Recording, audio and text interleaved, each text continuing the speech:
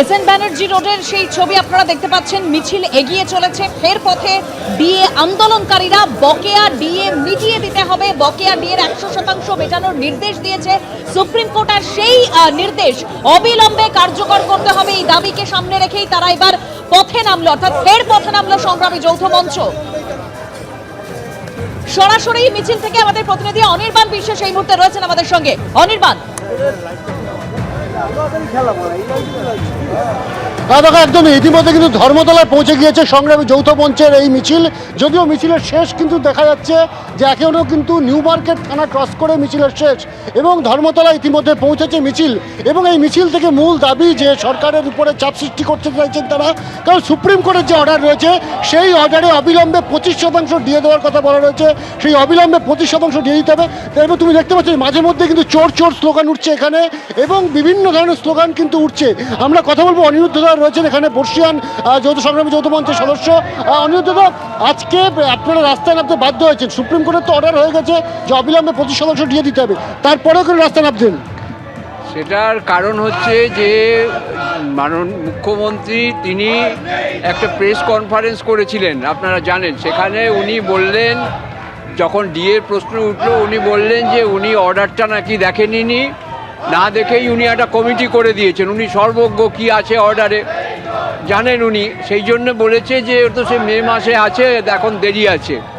তো এই যে কথাটা, এই কথাটার মধ্যে দিয়েই স্পষ্ট যে উনি কোনো মহার্ঘ ভাতা, কোনো বকেয়া টাকা কিচ্ছু দেবেন না। সুপ্রিম কোর্ট যদিও বলেছে যে অবিলম্বে 25% দিতে হবে, কিন্তু উনি কোনো টাকা দেবেন না বলে এই চালাকি করছেন।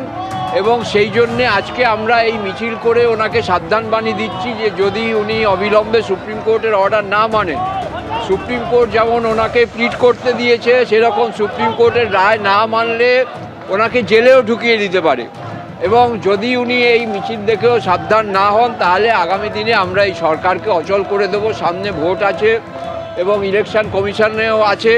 সুতরাং বিহারের এই উদাহরণ আছে, বিহারের কর্মচারীরা এইভাবে সরকার অচল করে তারা তাদের দাবি আদায় করেছিল।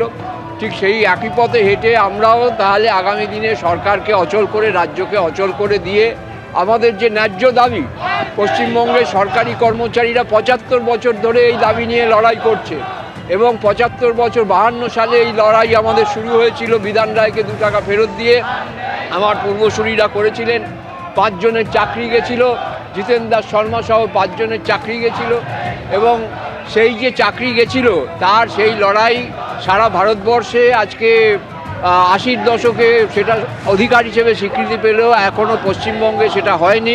কিন্তু সেটা মহামান্য কলকাতা হাইকোর্ট এবং সুপ্রিম কোর্ট তারা বলেছেন যে হ্যাঁ, পশ্চিমবঙ্গের সরকারি কর্মচারীদের ডিএ হচ্ছে লিগাল এনফোর্সেবল রাইট, এবং সেটাকে আমরা যে কোনোভাবেই হোক ওনাকে মানতে বাধ্য করব। উনি আদালতের একটা প্রশ্ন আপনাকে করবো, যে এই যে আপনারা বলছেন যে আপনাদের যে ডিএ বকেয়া রয়েছে সেটা সরকার দিতে বাধ্য সুপ্রিম কোর্টের রায়ের পর, আমরা দেখতে পাচ্ছি, আমরা একবার দেখিয়ে নেবো ছবিটা, চোর চোর স্লোগান উঠেছে।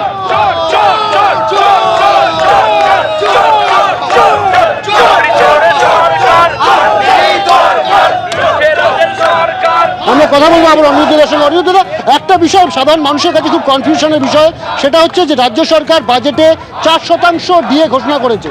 আপনাদের এই মুহূর্তে কেন্দ্রীয় সরকারের যে কর্মচারী আছে তাদের সঙ্গে ডিএর পার্থক্যটা কোথায়, এবং কত শতাংশ ডিএ বকেয়া রয়েছে, এই যে কনফিউশনটা যদি পরিষ্কার করে দেন। আমাদের সুপ্রিম কোর্টের রায়টা হচ্ছে 2009-এর যে রোপা তার বকেয়া নিয়ে, যেটা 12-14 বছর আগে সেই টাকাটা রাজ্য সরকার পেয়ে গেছে। সেই টাকার কোনো হিসেব নেই, সেই টাকা দেশে আছে কিনা আমাদের সন্দেহ আছে। এবং এই বর্তমানে 2019-এর যে রোপা, সেখানে আমাদের যে 40% মহার্ঘ ভাতা পাওনা, তার মধ্যে 4% দেওয়া আছে। রাজ্যের মুখ্যমন্ত্রী কথায় কথায় চিৎকার করে কেন্দ্রের কাছে 2 লক্ষ কোটি টাকা পাওনা। তা কেন্দ্র যদি এখন 2 কোটি টাকা দেয় উনি মেনে নেবেন? আমাদের 40 টাকা পাওনা, উনি 4 টাকা দিচ্ছে নাকি? ছেলে খেলা করছেন। এবিপি আনন্দ, এগিয়ে থাকে, এগিয়ে রাখে।